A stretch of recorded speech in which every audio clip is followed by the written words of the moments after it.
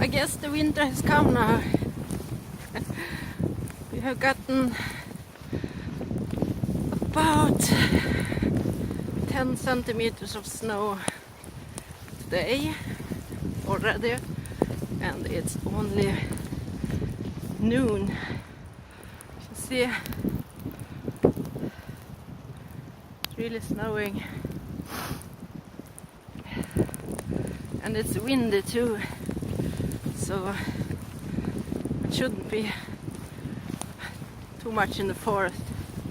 It's too dangerous, but this is right beside my home. It's really snowing, but that's fun too.